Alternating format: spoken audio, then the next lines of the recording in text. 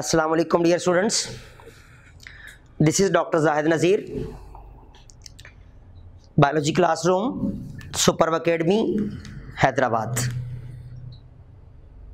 In today's classes, dear students, in previous lecture we have discussed the level of biological organization. Previous lecture में हमने discuss किया था कि हमारी जो लाइफ है, जो लिविंग बीइंग्स हैं, ये किस तरह अरेंज हैं, किस तरह लेवलाइज हैं इस बायोस्फीयर के अंदर। एक इलेक्ट्रॉन, प्रोटॉन और न्यूट्रॉन से एक बायोस्फीयर कैसे तैयार होता है, एक कौन कौन से लेवल्स हैं यहाँ पर, वो सारे हमने डिस्कस किए। लेकिन जब हम बात करते हैं in case of living world in space, तो इसके हवाले से कुछ मैं अपने स्टूडेंट से डिस्कस करता जाऊँ। याद रखिएगा, जब हम कुछ हिस्टोरिकल बैकग्राउंड्स की बात करते हैं तो अपनी स्टडी के लिए इसको ज़रूर पढ़ें, लेकिन आपके एंट्री टेस्ट के हवाले से कोई भी हिस्टोरिकल बैकग्राउंड्स, कोई भी एराज, इस पे, और यही सबसे मुश्किल होते हैं याद करने के लिए। बच्चे इसी पे टाइम ज़ाया करते हैं ज़्यादातर। इस किस्म का कोई ऐसा क्वेश्चन आपके एंट्री टेस्ट में नहीं आता है, इसलिए हम उस तरफ नहीं गए। मैं पीछे एक टॉपिक आपका जिसको हम 5 किंगडम सिस्टम कहते हैं, वो भी मैंने डायरेक्ट आपको ब्रांचेस पढ़ाई, मैंने आपको किंगडम्स नहीं बताए। वो इसलिए नहीं बताए क्योंकि हमने चैप्टर नंबर 5 के अंदर, जो chapter number 5 variety of life है, उसमें हमने 2 kingdom system, 5 kingdom system, modified kingdom system, सारे किंगडम सिस्टम पढ़ने हैं। फिर हर किंगडम के ऊपर एक चैप्टर हमारी बुक के में मौजूद है, इसलिए जब हम वहां पहुंचेंगे तो हम इन किंगडम्स को इन डिटेल पढ़ेंगे। दूसरी बात ये कि आप लोगों ने जो एराज वगैरह होते हैं वो भी कोई ज़्यादा इतने इंपॉर्टेंट नहीं होते, इसलिए आप उन पर टाइम ज़ाया नहीं करें। अपने पॉइंट्स को देखना है। जहां पर जो एरा या किसी साइंटिस्ट का नेम इंपॉर्टेंट होगा, वहां ड्यूरिंग लेक्चर आपको बता दिया जाएगा कि दिस इज इंपॉर्टेंट, आपने ये याद रखना है और आपके एंट्री टेस्ट में इस पे क्वेश्चन बन सकता है। बेटा, जब हम बात करते हैं generally living world in space की, तो हिस्टोरिकल व्यू से देखा जाए तो बहुत सारे एराज की बात हो रही होती है, उस तरफ हम जाएंगे नहीं। लेकिन याद रखिएगा, मैं आपको सिर्फ ये बताता जाऊं कि इस जो वर्ल्ड है, लिविंग वर्ल्ड है, इसके अंदर लाइफ डिफरेंट फॉर्म्स में मौजूद हैं। वो किस किस फॉर्म में मौजूद हैं याद रखिएगा। वो या तो हमारे पास मौजूद हैं in the form of producers. किस फॉर्म में? In the form of producers. फिर in the form of consumers. फिर in the form of the symbionts. फिर in the form of the decomposers. ठीक है, तो डीकंपोजर्स। अब हमारे पास जब प्रोड्यूसर्स की बात करते हैं तो प्रोड्यूसर्स में इस वर्ल्ड पर, इस लिविंग वर्ल्ड में जो एग्जाम्पल है, दे आर दी प्लांट्स।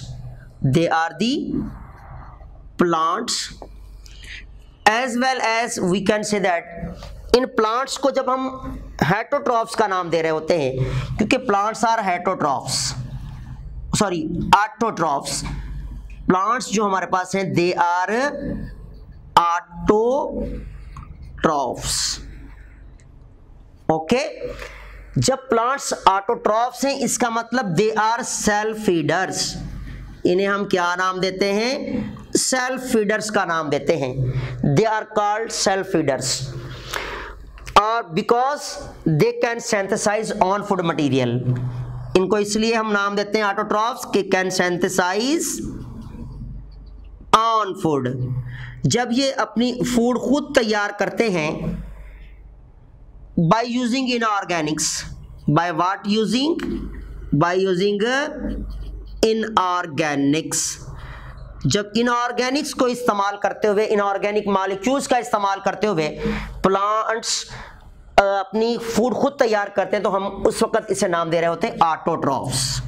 क्या नाम देते हैं? तो अब हमारे पास जो लाइफ है इस लिविंग स्पेस में प्रोड्यूसर्स की फॉर्म में होगी, प्लांट्स की फॉर्म में होगी, जो कि ऑटोट्रॉफ्स होते हैं, जिनको सेल्फ फीडर कहा जाता है, जो अपनी ऑर्गेनिक फूड खुद तैयार करते हैं और अपनी ऑर्गेनिक फूड जो है इन ऑर्गेनिक मटेरियल से सिंथेसाइज करते हैं by different biochemical process, like in plants that is photosynthesis. क्योंकि प्लांट्स में आपने देखा होगा कौन सा प्रोसेस होता है? प्लांट्स में प्रोसेस होता है फोटोसिंथेसिस, थोड़ा सा इसके बारे में आपको बता दिया जाए कि फोटोसिंथेसिस आपको पता होना चाहिए कि प्लांट के कौन से रीजन में होता है, वो रीजन जो कि ग्रीन रीजन होते हैं, कलर्ड रीजन होते हैं, उन रीजन में क्या होगा, फोटोसिंथेसिस का प्रोसेस होता है। This is the light, sunlight, okay. अब इन प्रेजेंस ऑफ वाटर, जो कि रूट से ले रहे होते हैं plants via xylem, carbon dioxide stomata के जरिए एनवायरनमेंट से आ रही होती है। In presence of chlorophyll already मौजूद है।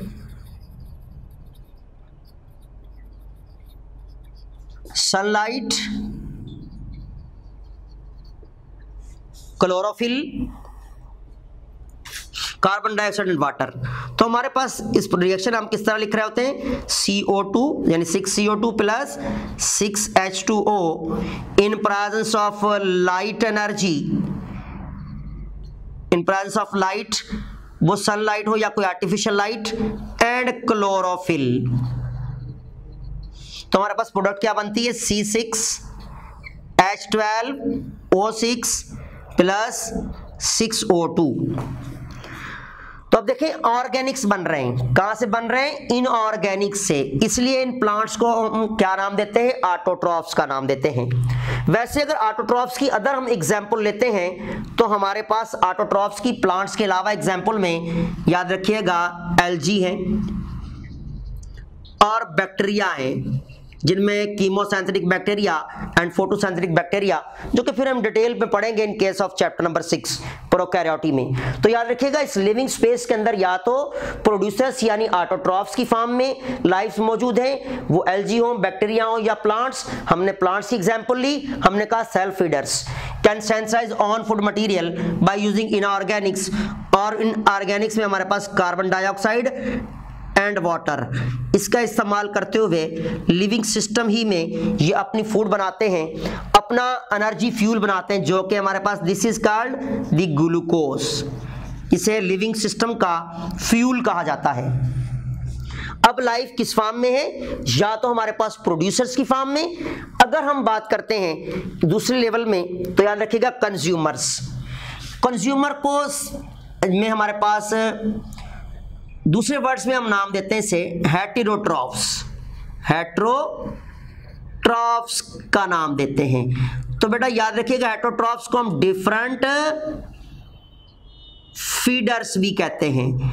इन्हें डिफरेंट फीडर्स क्यों कहा जाता है, इन्हें डिफरेंट फीडर इसलिए कहते हैं कि they can not synthesize on food material, इनके पास ये कैपेबिलिटी नहीं होती कि अपनी फूड खुद तैयार करें या इनऑर्गेनिक का इस्तेमाल करके ऑर्गेनिक्स या बॉडी फ्यूल या फूड मटेरियल को तैयार करें, इसलिए इनको डिफरेंट फीडर्स कहा जाता है। अब ये डिफरेंट सोर्सेज से अपनी फूड लेते हैं, अपनी एनर्जी रिक्वायरमेंट को पूरा करते हैं बायोमॉलिक्यूलर एक्टिविटीज के लिए या लाइफ एक्टिविटीज के लिए। तो अब ये डिफरेंट फीड, इन्हें कंज्यूमर भी कहते हैं। कंज्यूमर इसलिए कहते हैं क्योंकि ये डिपेंड करते हैं या तो अदर एनिमल्स पर या फिर डायरेक्टली प्लांट्स के ऊपर, इसलिए इनको हम कंज्यूमर भी कह रहे हैं। अगर हम फूड चेन के हवाले से देखें तो they are called as the consumers. अगर न्यूट्रिशन बिहेवियर की वाइज देखें तो दे आर हेटेरोट्रॉफ्स। इसमें हमारे पास बहुत सारी एग्जाम्पल हैं, जिनमें हमारे पास एग्जाम्पल है एनिमल्स, जिनमें हमारे पास एग्जाम्पल है फंजाई, जिनमें हमारे पास एग्जाम्पल है बहुत सारे बैक्टीरिया, दे आर हेटेरोट्रॉफ्स। लेकिन mainly the animals, mainly the fungus, fungus में फिर बहुत सारी कैटेगरीज आगे डिकम्पोजर में भी जाएंगी, लेकिन डिपेंडर्स में हमारे पास या डिफरेंट फीडर्स में एनिमल्स मोस्ट कॉमन एग्जाम्पल। तो हमारे पास या तो हेटेरोट्रॉफ्स की फॉर्म में या कंज्यूमर की फॉर्म में सेकेंड लेवल बायोस्फीयर में होता है। अब इसमें क्या होता है, जब नेक्स्ट हम बात करते हैं तो या तो लाइफ इस बायोस्फीयर में किस फॉर्म में होगी, दी एसोसिएशन की फॉर्म में, जिसे हम एसोसिएटिव लाइफ कहते हैं, एसोसिएशन। अब किस एसोसिएशन में, इसमें क्या होता है कि लिविंग बींग्स एसोसिएशन में रहते हैं, जिसमें हमारे पास एग्जांपल है। अब ये एसोसिएशन में भी म्यूचुअलिज्म या मे बी कमेंसुअलिज्म, कमेंसुअलिज्म या फिर म्यूचुअलिज्म। म्यूचुअलिज्म में हमने पढ़ा था, बहुत सारी एग्जांपल आती हैं, जिसमें हमारे पास एग्जांपल है लाइकिन, जो चैप्टर नंबर 8 में आप पढ़ते हैं, एलजी और फंगस के दरमियान एसोसिएशन, जिनमें दोनों पार्टनर फायदा लेते हैं। अब इसमें इसका कैरेक्टर क्या है कि बोथ पार्टनर्स आर बेनिफिटेड, दोनों पार्टनर्स को फायदा होगा। लाइकिन कॉमन एग्जांपल है, फिर माइकोराइजी मोस्ट कॉमन एग्जांपल है। कौन सा? माइकोराइजी, जो कि roots of the plants and fungus के दरमियान एसोसिएशन होती है। फिर वो एंडोमाइकोराइजी हो या एक्टोमाइकोराइजी, इसका मतलब इस लिविंग स्पेस के अंदर, इस लिविंग वर्ल्ड के अंदर सिम्बायोट्स की फॉर्म में, एसोसिएशन की फॉर्म में, म्यूचुअलिज्म की फॉर्म में भी लाइफ है। या फिर कम्युचुअलिज्म, दूसरा जो है वो सिम्बायोटिक एसोसिएशन में। कम्युचुअलिज्म की जब हम बात करते हैं, इसमें क्या होता है? वन पार्टनर क्या होगा? Benefited,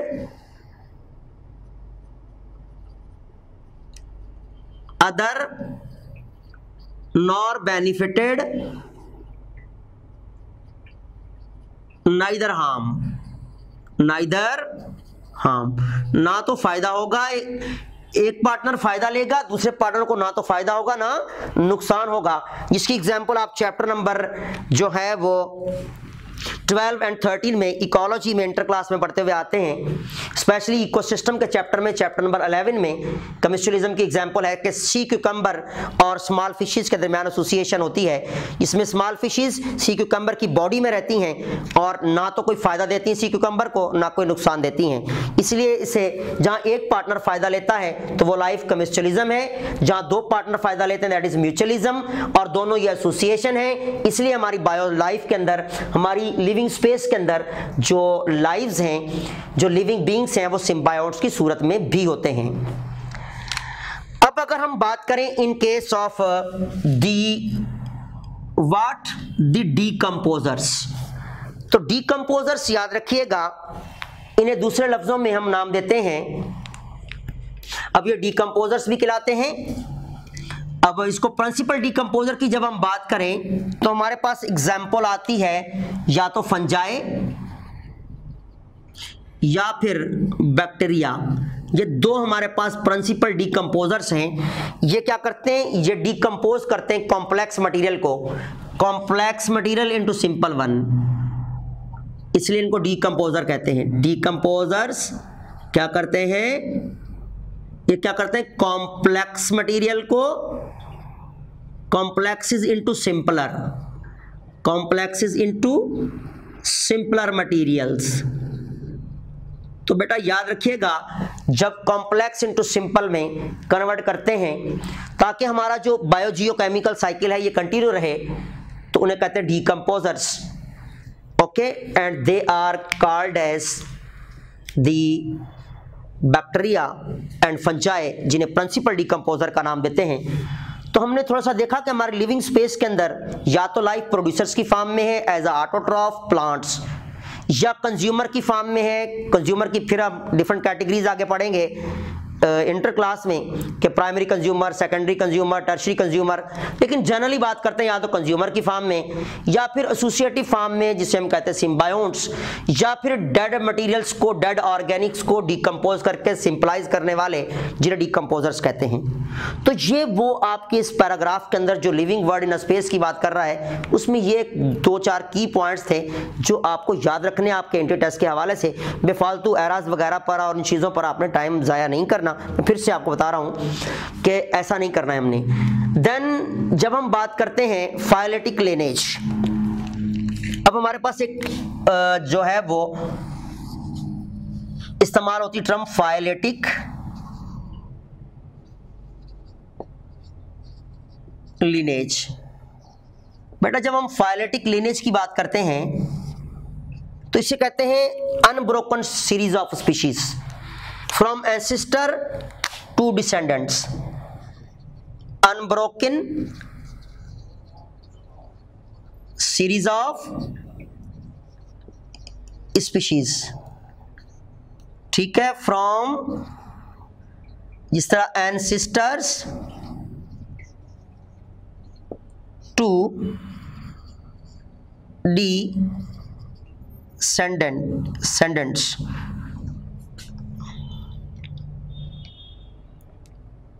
descendants,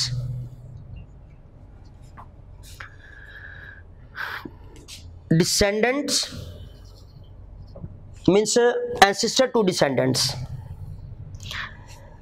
from parents to offspring, from the ancestors to new one। ये जो सीरीज ऑफ अनब्रोकन हमारे पास जिस तरह एवोल्यूशन के हवाले से हम बात करते हैं, तो ये पूरी सीरीज जो है unbroken series of species from ancestor to descendants to descendants, तो याद रखिएगा इसे हम नाम देते हैं फाइलेटिक लिनेज।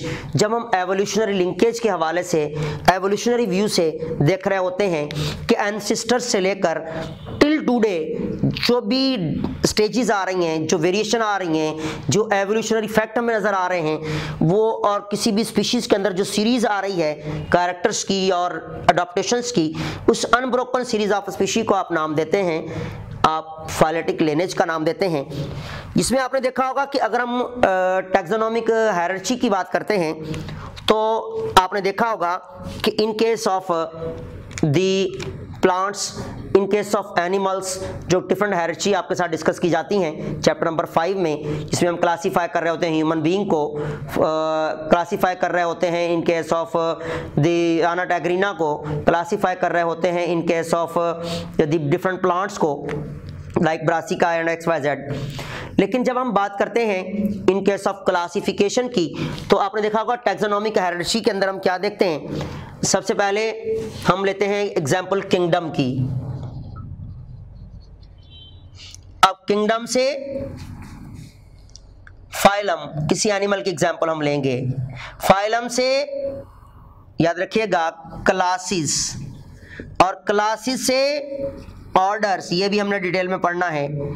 ऑर्डर से फैमिलीज, फैमिली से जीनस, और जीनस से स्पीशी, और फिर बनता है साइंटिफिक नेम, जिसमें आपने पढ़ा होगा।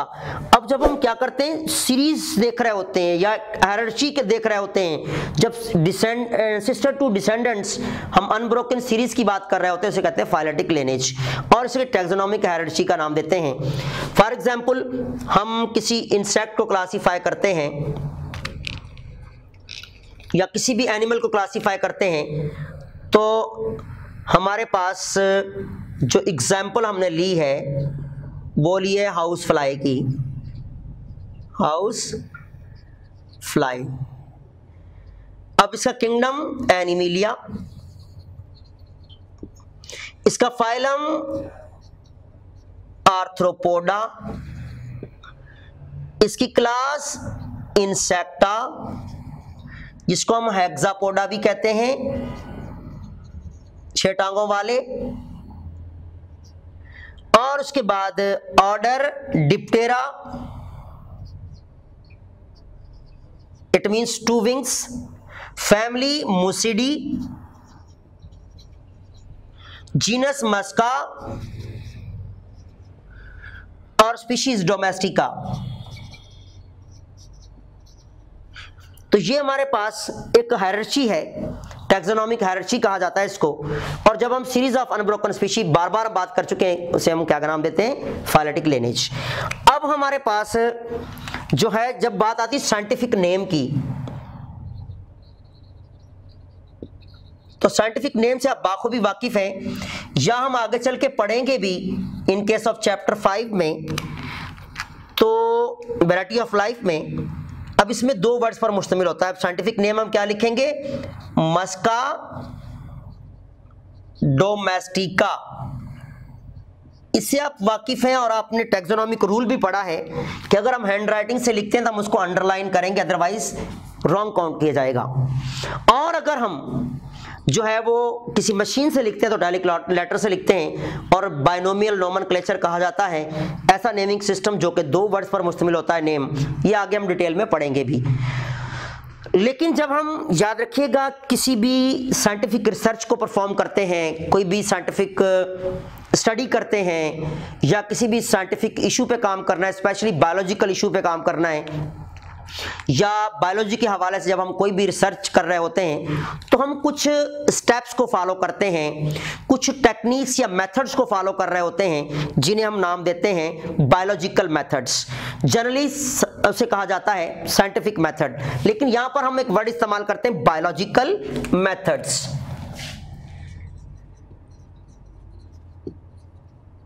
बायोलॉजिकल मेथड्स का वर्ड हम इस्तेमाल कर रहे होते हैं। याद रखिएगा, अब ये वो स्टेप्स हैं, ये वो मेथड्स हैं, वो टेक्निक्स हैं जिन्हें हम साइंटिफिक रिसर्च में इस्तेमाल करते हैं। कहाँ इस्तेमाल करते हैं? Steps followed by the scientist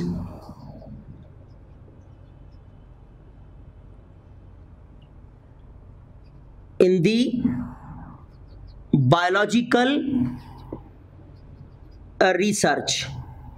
जब हम किसी भी बायोलॉजिकल रिसर्च में या बायोलॉजिकल वर्क में जिन स्टेप्स को इस्तेमाल कर रहे होते हैं या फॉलो करते हैं ताकि कोई भी बायोलॉजिकल वर्क एक प्रॉपर मैनर में किसी रिजल्ट तक या कंक्लूजन तक पहुंचा जाए, तो उन मेथड्स को हम नाम देते हैं बायोलॉजिकल मेथड्स, जिनमें सबसे पहले याद रखिएगा ऑब्जर्वेशन। ऑब्जर्वेशन इसमें क्या है? To see the facts and figures, to see the facts and figures, जो कि आपकी असाइनमेंट से कंसर्न फैक्ट्स एंड फिगर्स हैं, उनकी स्टडी को हम नाम देते हैं। जब उसे हम देखते हैं तो that is called the observation. For example, आप जब किसी भी साइंटिफिक वर्क या बायोलॉजिकल वर्क की बात कर रहे होते हैं और आप जब किसी भी अपने असाइनमेंट से कंसर्न फैक्ट्स को बागौर देखते हैं yourself, then that is called observation. जिस तरह कि किसी भी मलेरियल पेशेंट के ब्लड में प्लाज्मोडियम का होना, यह आपका ऑब्जर्वेशन है। किसी भी आप अदर प्लांट्स की तरफ, बॉटनी की तरफ चले जाएं, फॉर एग्जांपल जब आप किसी भी गार्डन के अंदर मैंगो प्लांट्स को ऑब्जर्व करते हैं, उसकी यील्ड को देखते हैं, उसकी ब्रांचेस को देखते हैं, उसकी फिजिक को देखते हैं, आपका सारा क्या होता है? ऑब्जर्वेशन होता है। तो याद रखिएगा, ऑब्जर्वेशन कहते हैं to see the facts and figures. जब आप ऑब्जर्वेशन कर लेते हैं तो फिर आप क्या करते हैं? Data collection. डेटा कलेक्शन की बात करते हैं। तो बेटा डेटा कलेक्शन में क्या होता है? The facts in numbers and digits. Facts in the numbers और डिजिट्स। जब आप डिजिट्स या नंबर्स के अंदर क्या कर रहे होते हैं?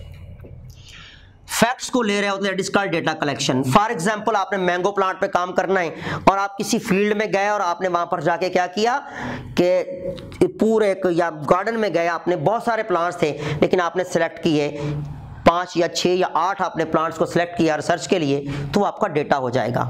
इसी तरह अगर आप कहीं भी जाते हैं और किसी हॉस्पिटल में जाते हैं और आप ये चाहते हैं कि मलेरियल पेशेंट के ऊपर काम किया जाए, तो जब आप किसी भी मेडिसिन की वार्ड में या किसी भी वार्ड में जाएंगे जहां पर आपको मरीज मिले, तो आप क्या करेंगे? सबसे पहले ये ऑब्जर्व करेंगे कि मलेरियल पेशेंट्स हमें कहाँ मिलते हैं, किस वार्ड के अंदर मौजूद होंगे, उनको हम जज आउट करते हैं। जब हम उनको देखते हैं तो वो आपका ऑब्जर्वेशन था। लेकिन जब आपने देख लिया कि मुझे बेड नंबर 1 पे काम करना है, दूसरे पेशेंट 2 पे काम करना है, देन 7 पे काम करना है या 10 पे काम करना है, तो आपका डेटा कलेक्शन हो गई, क्योंकि आपने नंबर्स एंड डिजिट्स में अपने वर्क को प्रोसीड करने के लिए क्या कर लिया है?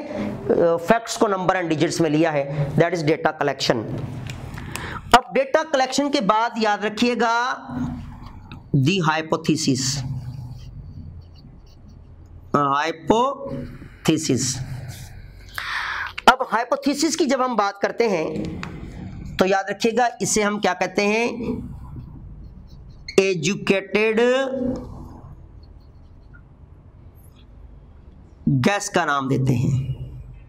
एजुकेटेड गैस, या दूसरे लफ्जों में हम लिख सकते हैं, लंबी चौड़ी डेफिनेशन की तरफ अगर आप जाएं तो हम बात करते हैं कि जब the statement which is given by the scientist with the help of Fairlie reliable and simplified information from different sources, तो याद रखिएगा जब डिफरेंट सोर्सेज से आने वाली इंफॉर्मेशन को क्या है कोई भी साइंटिस्ट देता है, रिलायबल इंफॉर्मेशन को रिलायबल सोर्सेज से आने वाली, तो जब एक ख्याल तैयार करता है, एक स्टेटमेंट तैयार करता है अपने माइंड में, उसे हाइपोथेसिस कहते हैं, इसलिए इसको एजुकेटेड गैस भी कहते हैं। तो बेटा याद रखिएगा हमारे पास ऑब्जर्वेशन जब आपने किया, फिर आपने डेटा कलेक्शन किया और आपने डिफरेंट साइड से इंफॉर्मेशन ली, from different medias, from different search centres, from professors, तो आपके माइंड के में एक स्टेटमेंट बन जाती है आपके वर्क के बारे में कि मुझे ये वर्क इस तरह परफॉर्म करना है, तो वो आपका हाइपोथेसिस होता है।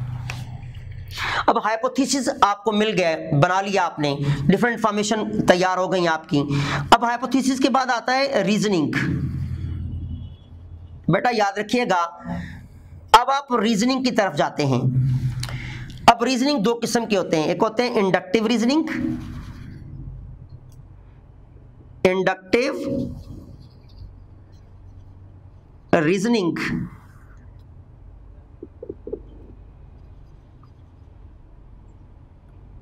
और दूसरे लफ्जों में डिडक्टिव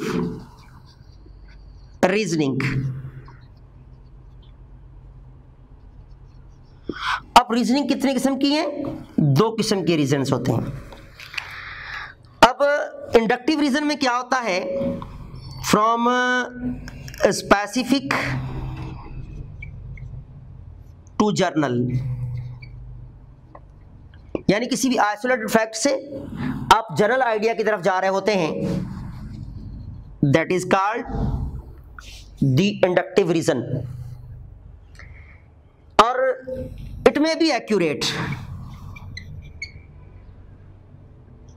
क्या हो सकता है? एक्यूरेसी हो सकती है इसमें। लेकिन इन केस ऑफ दी, जब हम बात करते हैं डिडक्टिव रीजन की, तो फ्रॉम जर्नल, यहां पर इसका उलट है, टू स्पेसिफिक, जर्नल से जब स्पेसिफिक की तरफ जाते हैं, that is called as what? That is called as the inductive reasons, deductive reason, sorry. अब इसमें बात होती इफ एंड देन की, अगर इस तरह होता तो ऐसा हो जाता, तो अगर होता तो ना, लेकिन हुआ नहीं, इसलिए डिडक्टिव रीजन होंगे। और जो एक्यूरेसी की तरफ होते हैं, स्पेसिफिक से जनरल की तरफ जा रहे होते हैं, दैट इज कॉल्ड इंडक्टिव।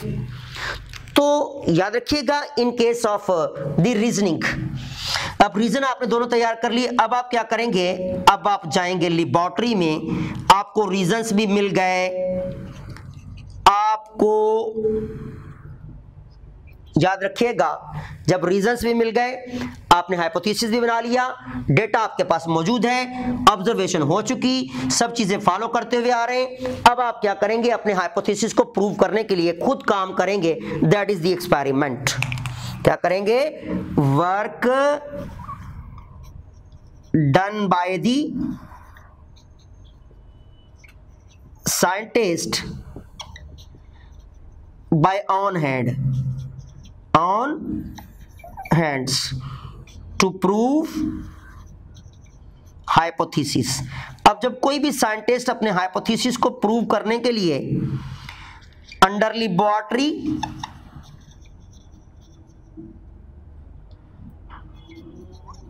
और एल्सवेयर, लेबोरेटरी में या जहां कहीं भी किसी भी फील्ड में जब कोई भी साइंटिस्ट को काम अपने हाथों से करता है अपने हाइपोथेसिस को प्रूव करने के लिए, दैट इज कॉल्ड एक्सपेरिमेंट। और जब हम एक्सपेरिमेंट की बात करते हैं तो एक्सपेरिमेंट के बाद हमारे पास एक वर्ड आता है कंक्लूजन। क्या आता है? कंक्लूजन। तो जब हम कंक्लूजन की बात करते हैं, it is finalize statement about the work, it is final statement. लेकिन किसके बारे में? About work. ठीक है, फाइनल स्टेटमेंट है about your work after performing experiment, then that is called as the conclusion. अब आपको कंक्लूजन भी मिल गया, तो अब आप क्या करेंगे, लेके जाएंगे थ्योरी की तरफ कहानी को। और थ्योरी ऐसी स्टेटमेंट जिसे different scientist statement supported by different tests